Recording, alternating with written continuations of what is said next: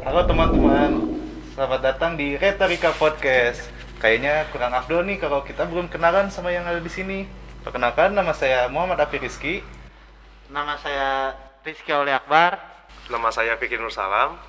Nama saya Chanbor. Kali ini kita kedatangan narasumber. Kita akan berbicara tentang bisnisnya. Silakan. Ya, kebetulan kan kita di sini tuh bicara tentang Maaf, kayaknya lebih baik kita buka Dibuka ya? masker Oh, ya, iya. biar enak aja gitu ya. Oke, boleh. Yang nonton juga tahu makanya itu. Betul. di sini tuh kan kita bicara tentang bisnis ya, bisnis yang dibuka pada saat pandemi. Iya. Nah, gimana sih pertanyaan itu gimana caranya memberanikan diri untuk membuka bisnis di era pandemi kayak gini gitu? Boleh menjawab sekarang? Silakan. Sebenarnya membuka usaha di fase pandemik ini sangat menyulitkan juga gitu, teruntuk bagi retorika gitu. Saya pribadi dan banyak orang-orang juga nggak percaya gitu sampai sekarang retorika masih berdiri gitu. Cuman saya percaya gitu, Tuhan juga nggak buta, Tuhan juga nggak tuli gitu. Apapun yang kita lakukan pasti ada hasilnya gitu. Cuman gimana dulu nih usaha yang sampai jalan terus menerus gitu. Alhamdulillah konsumen retorika rata-rata tuh bukan mereka yang menghandle sampai datang ke retorika gitu, tetapi malah kita yang menghandle gitu. Terbalik ya Iya, jadinya. kebalik jadinya gitu. Malah orang-orang kan mikir gitu, gimana sih konsumen biar datang nih ke retorika gitu. Malah kita mikir, wah, gimana caranya nih biar menghandle si konsumen biar Tidak jangan banyak terlalu datang. banyak datang ke retorika gitu, sampai kita membuat jam malam main kucing-kucingan gitu. Saat ini ya PPKM ini Iya, ya. sampai PKM gitu. Gimana ceritanya sampai bisa terjun ke dunia bisnis ini gitu loh. Kalau untuk di bidang kopi sendiri, saya tuh punya teman di bidang kopi, sampai bapaknya juga punya jabatan di PTPN, Perusahaan Perkebunan Negara. Nah, jadi kan mencangkupnya ada kopi, teh gitu. Saya lihat beberapa proses-proses mulai dari pasca panen, roasting kayak gitu-gitu. Jadi bukan cuman untuk penjualan dari ceri-cerinya doang, tapi ada beberapa proses yang dilakukan di situ. Saya mulai tertarik. Akhirnya saya buka awalnya saya jualan di mobil. Di mobil itu saya jualan 2020. Sampai saya melakukan satu ekspansi, memberanikan diri untuk membuka di tempat yang ada wadah lah. Di Jalan Jurang nomor 59, Retorika volume 1. Kalau untuk asal muasal sampai saya terjun di bidang usaha ini gitu, sebelumnya bukan kopi, tapi saya jualannya itu mocktail, mojito, minuman asal Kuba.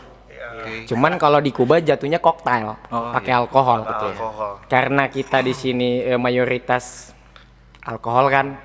No, Tidak, alkohol. alkohol. No drugs. Jadi saya buatnya mocktail tanpa alkohol. Mulanya 2016 jualan pakai cooler box tempat es batu. Iya. Alhamdulillah jalan sampai 2018 saya jualan pakai stand booth.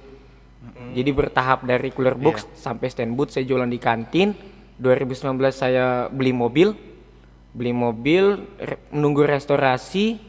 2020 buka depan kampus Unpas atas izin rektor Unpas sendiri juga. Alhamdulillah 2020 sampai di akhir tahun mulai memberanikan diri untuk buka volume 1 di Jalan Jurang nomor 59. Insya Allah juga akhir tahun ini kita mau keliling Indonesia. Amin. Karena mimpi saya mau pengen punya 12 volume di Indonesia. Gitu. Saya di sini juga bukan asalnya dari Bandung Asli. bukan. Saya asalnya Palu, Sulawesi Tengah. Mungkin kalau Palu agak samar-samar ya kalau kalian mendengarnya. Mungkin orang lebih kenalnya itu Tsunami 2018. Gitu. Oke. Anak kerantau nih ternyata. Tadi kan kami dengar Kang Canbor pernah berdagang Maaf, nggak usah panggil Kang, Chandra aja gitu ya. Biar lebih enak ya. Enjoy. Biar nggak terlalu FOMO ya. Yoi. Ya udah buat Canbor. Waktu tadi kan dengar pernah berdagang di kampus, di mobil, sampai sekarang punya coffee shop. Nah, bagaimana sih cara mungkin punya strategi khusus waktu berdagang di kampus, waktu di mobil, sama waktu di coffee shop? Pasti kan ada berbeda caranya.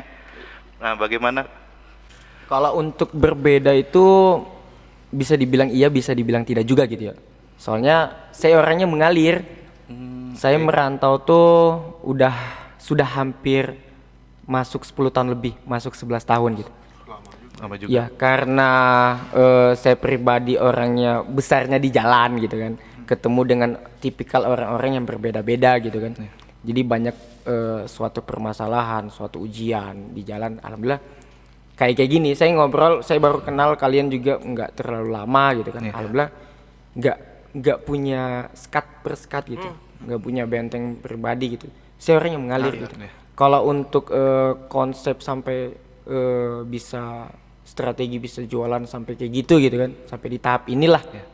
Saya itu orangnya harus apa ya, bukan untuk terkenal, tapi karena saya orangnya membaur di apa ya, tempat yang baru sampai saya ditahu. Alhamdulillah bahasanya gimana ya, Dikenal orang. iya, Dikenal orang. lebih jatuhnya kita lebih dikenal gitu kan. Cuman konsep yang saya buat jadi satu prinsip, di mana suatu tempat yang saya berada, di mana saya berpijak lah, saya harus menyesuaikan gitu, nggak saya pukul rata doang gitu. Gimana, jadi otomatis kayak gini di tempat baru saya harus gimana, di tempat baru saya harus gimana gitu. Alhamdulillah mulai dari jualan pakai cooler box, orang-orang awalnya nggak melirik saya gitu, tapi saya dulu yang mau untuk menawarkan gitu. Karena menurut saya nggak kita yang memberikan, tapi dibentuk bareng gitu sih. Berarti ada kalimat yang sesuai itu, di situ bumi dipijak, di situ juga langit dijunjung berarti ya. Sepakat ya. Sama ini nih, kenapa sih tempat kopi atau coffee shop itu dinamakan retorika? Ada apa dengan retorika gitu? Kalau nama retorika sendiri itu hasil dari pikiran saya lah. Kira Retorika sendiri kan kalau nggak salah itu cetusan terjadi dari Aristoteles ya. iya. Kalau nggak salah ya.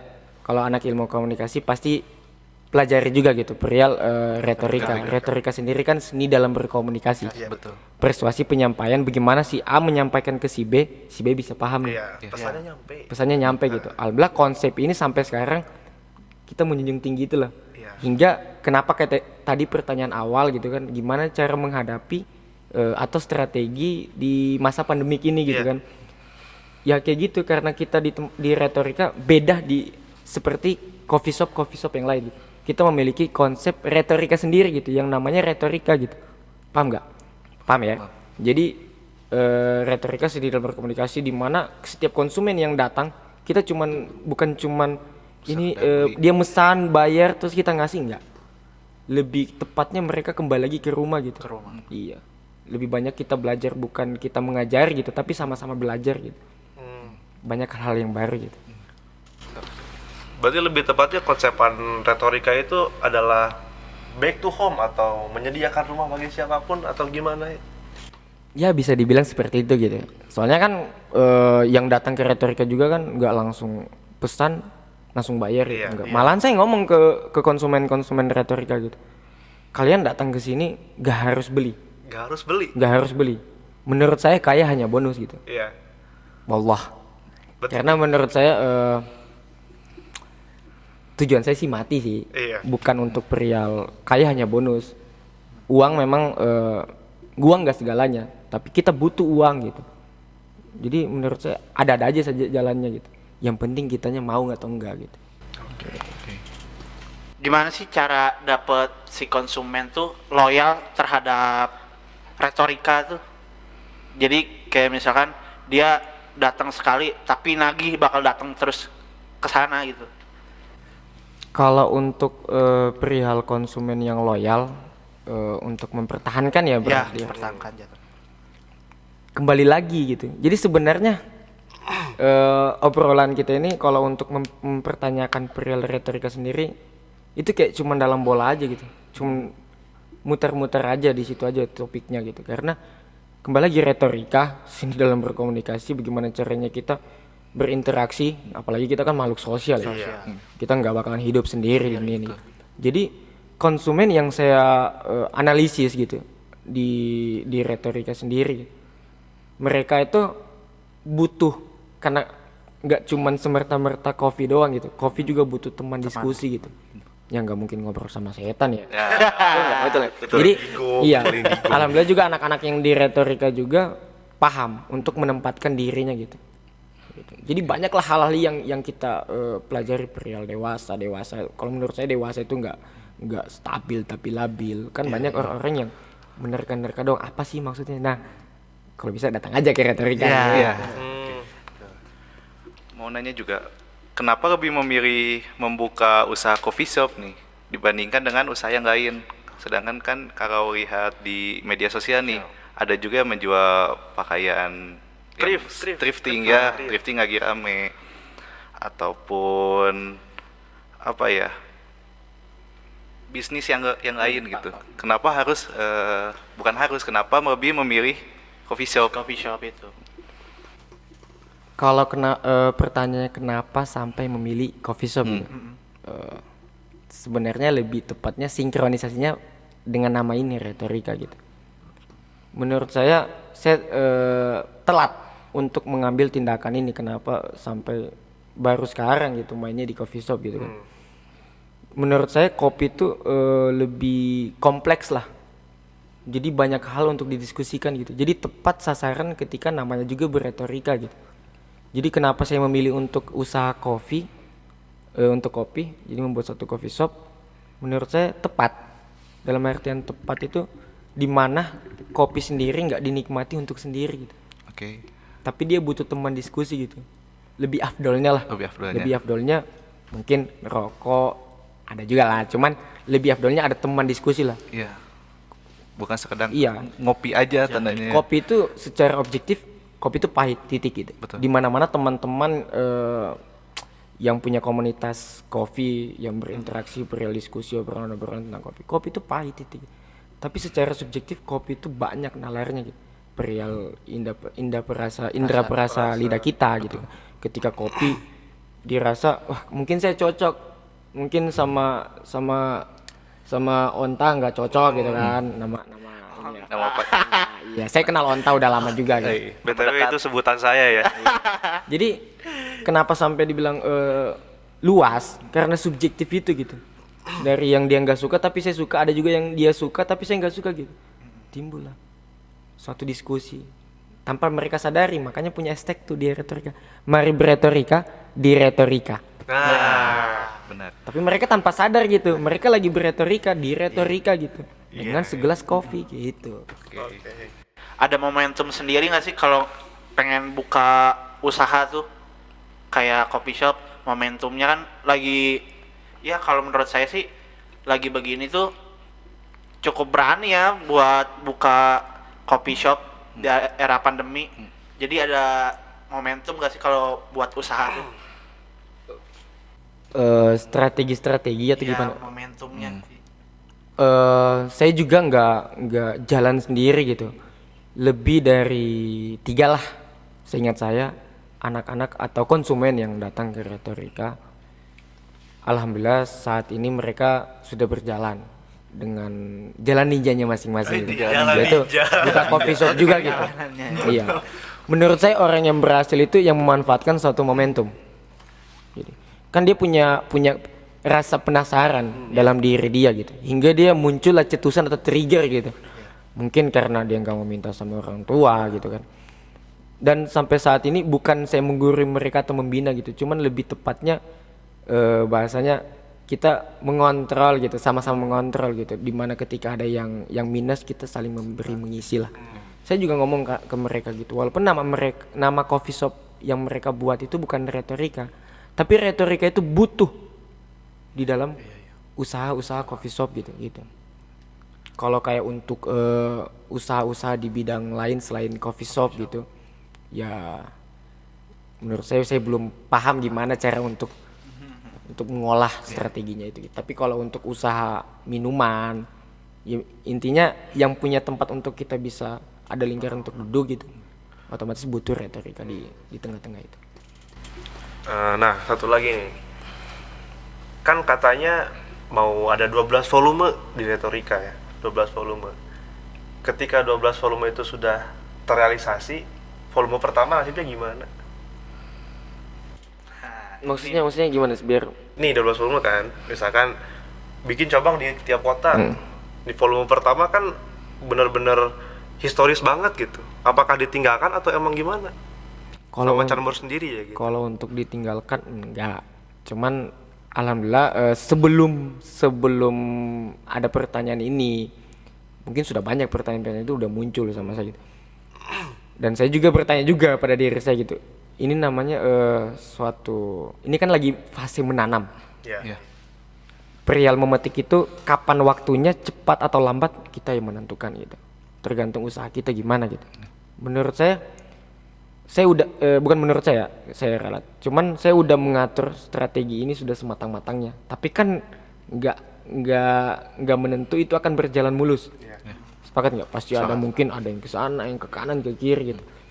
Cuman saya udah punya konsep pribadi, udah saya bentangin garis benang merah saya perihal retorika gimana nanti nasibnya. Saya udah menyiapkan persiapan terlebih dahulu sebelum pertanyaan ini tadi itu mengarah ke saya gitu. Kalau untuk contoh saya lagi keliling Indonesia nih untuk membangun, saya pasti akan balik-balik juga gitu. Tapi mobil nggak bakalan balik gitu. Cuma tetap ada yang jaga, tetap jalan, dan memang nggak gampang gitu untuk mencari atau mengisi suatu kekosongan nggak adanya Canbor gitu, nggak adanya Gaban, nggak adanya Acuy di retorika gitu. Pasti ada yang hilang. Itu nggak bakalan sampai bulu-bulu saya gitu. Iya, serius. Karena retorika ini sudah mengikat sama kita pribadi gitu. Gitu aja sih. Berarti mau keliling Indonesia tuh bawa si van itu, mobil itu? Iya.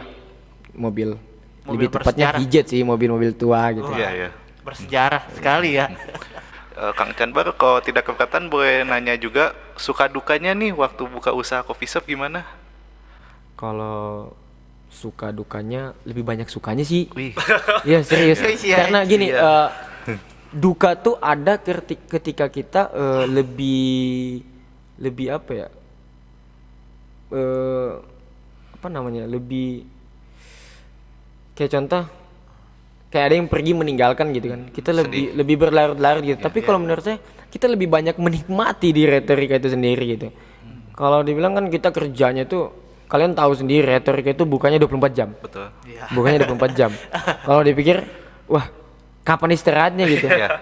Cuman kita menikmati gitu. Kalau perihal duka, otomatis kita nggak bakalan buka sampai berlarut-larut gitu.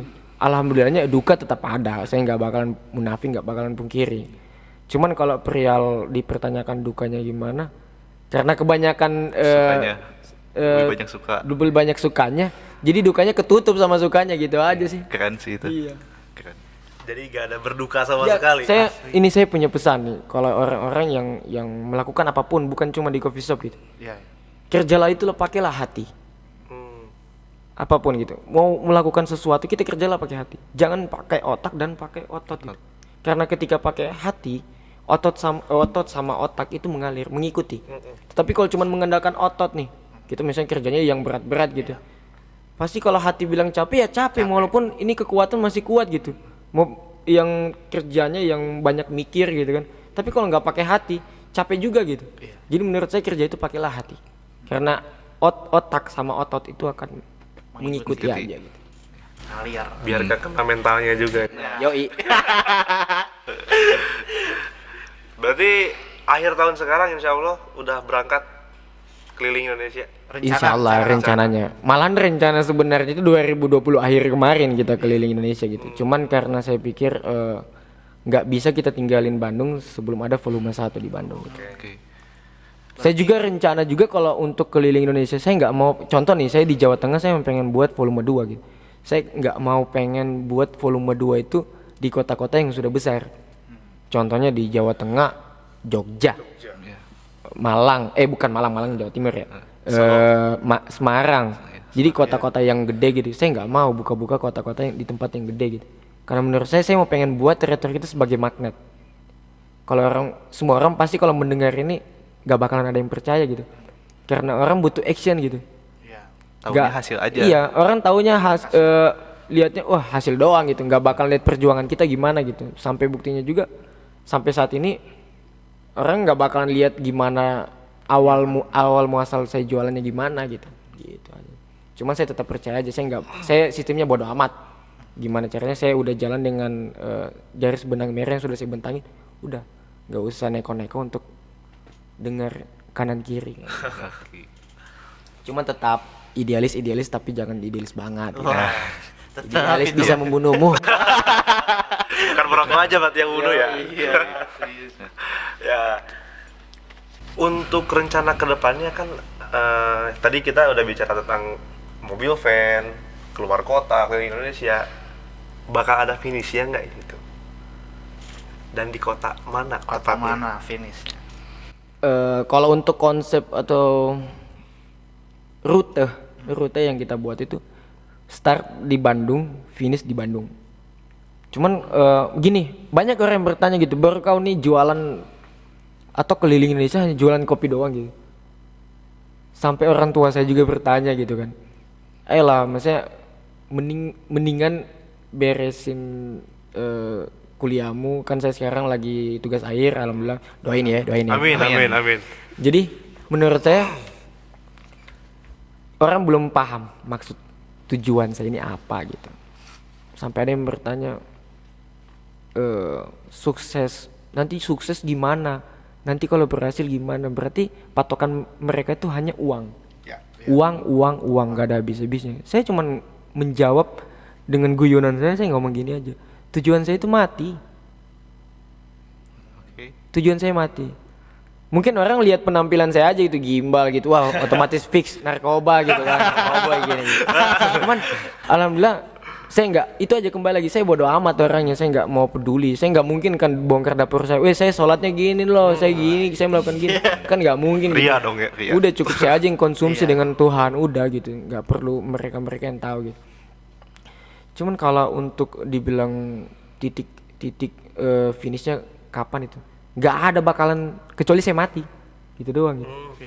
Makanya pelang atau apa sih bahasanya itu, cuman saya tulis retorika doang. Saya nggak lebih menjelaskan retorika, iya neon boxnya, cuman retorika doang. Kalau kalian bisa lihat, Iya, betul. saya nggak tulis retorika coffee and mocktail, enggak. Cuma di Tugu doang ada coffee and mocktail. Karena menurut saya retorika ini bisa menjadi sesuatu gitu. Insya Allah. Amin. Bagaimana caranya? Menurut saya nggak bakalan ada usaha yang mengkhianati hasil. Tuhan juga nggak buta. Tuhan juga nggak tuli. Tuhan mau melihat. Tuhan mau mendengar. Gitu. Dia melihat gimana usaha si manusia nih, yang diciptakan sama Tuhan. Gitu. Otomatis kan ada juga hasil yang dari jerih payah yang kita lakukan gitu. Menurut saya yakin di situ. Saya gimana ya, bukan masalah kita bahas agama atau apa, konservatif aja gitu. Karena menurut saya hidup di dunia ini kalau tanpa ada diselingin rohani, sama aja dengan bohong. Mungkin orang-orang sehat secara jasmani tapi rohani mungkin enggak gitu. Berarti harus balance juga.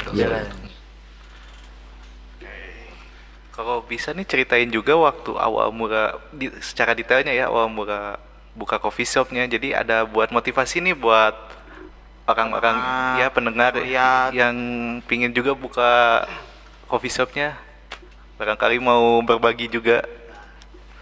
Kalau untuk memulai langkah baru gitu ya, saya itu orangnya tipikal, banyak yang ngomong kayak gini, kalau semakin banyak orang yang kita jatuhnya berarti kita kaderisasi ya. Betul nggak sih? Men-treatment orang, bagaimana caranya orang ini menjadi suatu pengusaha di bidang kopi gitu kan. Iya. Berarti banyak saingannya dong. Kalau alhamdulillah saya sampai saat ini saya nggak memikirkan itu gitu. Saya malah mendukung orang-orang itu. Misalnya pertanyaan tadi kita sambungkan gitu. Menurut saya jangan terlalu tergesa-gesa gitu. Karena sepakat orang yang berhasil itu ya orang yang memanfaatkan suatu momentum yang ada gitu, kesempatan yang ada gitu. Tapi nggak semua kesempatan itu tindakannya benar gitu. Kadang kan orang coba kita lihat ya yang ada terjadi di lapangan gitu. Orang kan cuma lihat, wah asik tuh, wah cuannya banyak nih, usaha kopi gini asik, kita bisa nyantai gitu. Gimana kalau kita buat juga gitu kan? Ada juga yang berhasil, ada kadang kala juga yang jatuh gitu. Iya kayak gitu. Karena menurut saya jangan terlalu tergesa-gesa gitu. Nikmatilah mulai dari bawah gitu. Mulai dari satu aja dulu. Cuman kadang kala orang yang mungkin punya power, perial uang, entah mungkin embel-embel yang di belakangnya ada orang tua atau teman, sanak saudara gitu. Mereka tanpa sadar gitu mengambil tindakan itu tanpa memikirkan dulu gitu. Tapi saya percaya gitu kalau orang yang punya inisiatif yang besar gitu, inovasi yang besar, punya semangat spirit yang besar, yang penting kerjanya pakai hati aja gitu. Bisa aja semuanya kita berempat juga, misalnya kalian bertiga kalau mau buat coffee shop, siapa sih nggak bisa? Semuanya bisa gitu. Cuma tergantung konsisten nggak gitu aja. Karena coba yang kita kembali lagi pertanyaan masalah duka dan suka. Gitu. Kalau ditanya retorika lebih banyak sukanya gitu, hingga ketutup dukanya gitu. Keren. Nah itu juga ya buat pesan untuk penonton, narasumber dan yang dari narasumber gitu buat penonton, kerja tuh pakai hati gitu kan. Ketika logika sama otot digunakan tapi gak pakai hati, ntar mentalnya kena kan, usahanya jatuh, kesian juga gitu kan. Iya. Nah ini terakhir nih ya, pertanyaan terakhir. Santai. Tadi udah banyak kita melalui bicara tentang masalah main pakai hati, usaha pakai hati. Nih, kalau misalkan orang udah usaha pakai hati, udah mengusahakan segalanya untuk usahanya tapi tetap gagal gitu. Gimana sih, ada gak sih pesan dari Canbor atau untuk orang-orang yang kayak gitu? Yang ketika jatuh dalam usahanya, untuk membangkitkan lagi optimisme dalam kehidupannya tuh gimana gitu? Gini. Menurut saya, jadi kembali lagi sebelum kita mengambil suatu tindakan atau membuka lembaran baru nih, contoh buat coffee shop gitu ya, atau buat apapun lah itu. Jadi mikir dulu matang-matang gitu. Jadi sehingga sampai di titik itu ada gitu, sampai rasa atau bukan rasa yang sudah terjadi, kegagalan itu ada di depan mata atau sudah dirasakan gitu. Kembali lagi gitu, ingat momentum yang di awal nih. Makanya saya ngomong ke teman-teman yang udah memulai dan ada yang baru memulai gitu ya. Mikir-mikir dulu gitu sebelum untuk terjun langsung gitu. Ketika kegagalan itu di depan sana sudah menghampiri kita atau sudah dirasakan gitu, ingat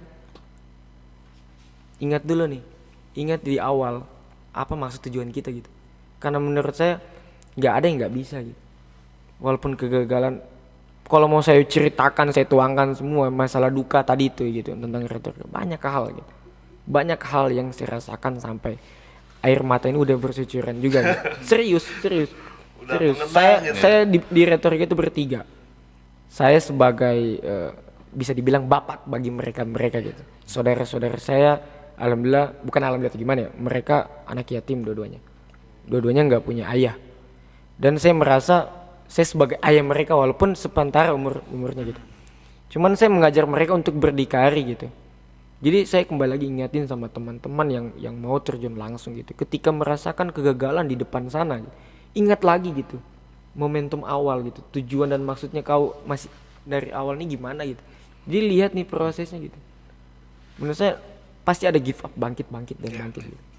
Kita aja gimana. Makanya jangan gegabah untuk mengambil tindakan di awal gitu. Saya juga buka coffee shop, saya punya apa menimbang juga, nggak langsung wah saya buka ini, enggak. Ada perhitungan tersendiri. Iya, kita harus punya perhitungan. Kalau nggak punya perhitungan mati konyol gitu. Dan kalau berbisnis pun harus punya mental yang tangguh juga, Pak. Iya. Kalau mental tuh itu mengalir. Karena semua orang yang buka usaha pun juga nggak langsung mentalnya seperti baja gitu. Cuman tergantung gimana cara prosesnya yang dijalani gitu. Oke. Ya, dari pembicaraan yang kita lakukan sekarang, mungkin saya berani menyimpulkan bahwa ketika semua orang ingin membuka usaha bisnis, semua orang yang ingin membuka lapangan pekerjaan bagi orang yang membutuhkan, kita harus bagaimana caranya be a father, kan? Menjadi seorang ayah untuk para pekerjanya, gitu kan? Lebih tepatnya partner kerja. Dan ingat juga kan buat para penonton di depan, kalau misalkan membuka usaha, jalani usahanya mengalir menggunakan hati, gitu. Jangan melulu memikirkan soal masalah keuntungan gitu kan, karena keuntungan gak bakal ada habisnya kan masalahnya, betul kan? Iya. Duniawi terus, wah sulit. 6142 musuh nyata bagi kita itu setan. Jadi ya jangan lupakan ibadah, gitu kan. Ya paling kayak gitu sih dari saya. Mungkin dari Canbor ada pesan lain yang mau disampaikan ke penonton? Satu aja sih, ingat pada Tuhan. Ingat pada Tuhan. Semuanya akan sia-sia tanpa disertai dengan Tuhan. Ya. Oke. Yang lain? Udah cukup Sudah lah. cukup. Iyalah. Sama jangan lupa ya, jaga protokol kesehatan, pakai masker kalau keluar, oke? Karena sekarang lagi pandemi, bahaya. Oke. Saya ucapkan terima kasih bagi para penonton yang menonton podcast kami, Retorika Podcast, dan terima kasih juga buat Canbor yang udah menyempatkan waktunya datang ke sini. Terima Yang kasih buat sibuk kalian ini, semua. yang sibuk Terima ini. kasih. Yang sibuk. Kesian ini kesini jauh-jauh. Terima kasih udah meluangkan waktunya juga. Terima kasih Alpi. Kami semua, saya Fikri Nur Salam. Saya Muhammad Afi Rizky. Saya Rizky Ali Akbar. Pamit. Kami pamit undur diri. Terima kasih. Ya, assalamualaikum warahmatullahi Warahmatullahi wabarakatuh. wabarakatuh.